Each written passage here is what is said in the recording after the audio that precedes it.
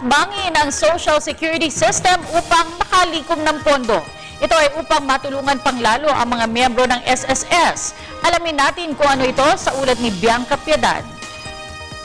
Inanunsyo ng Social Security System o SSS na isusubasta na ang lupa nila sa Bonifacio Global City sa lungsod ng Taguig.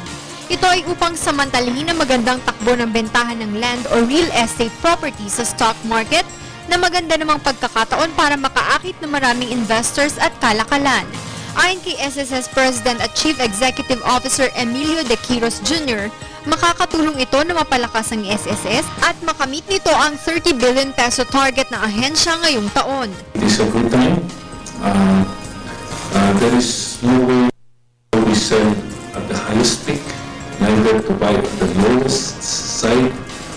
So it's a decision point that we think at this point it is a good time to unload the property. Pinabulaan na naman ni De Quiros na nalulugi na ang SSS dahil sa katunayan aniya ay tumaas pa ng 42% ang kanilang koleksyon noong 2012.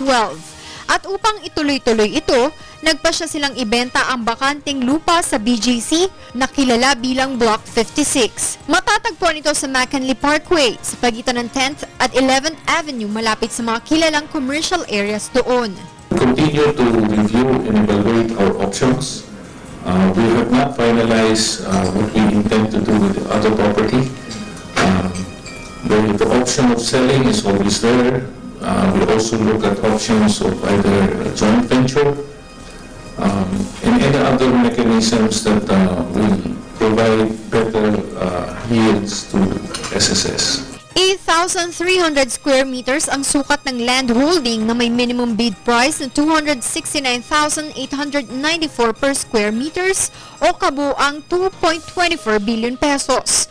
Inaasahan naman na makukuha ng SSS ang best offer sa bidding simula July 22 hanggang October 2 ngayong taon.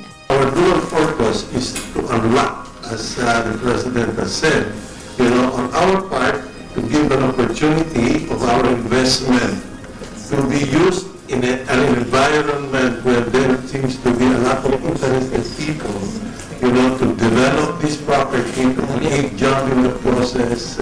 Bukod sa makakapagdagdag ito ng maraming trabaho dahil sa itatayong bagong negosyo sa lugar, marami din ang matutulungan pang mag-impok ng SSS para sa hinaharap. Para sa Telebisyon ng Bayan, Bianca Piedad.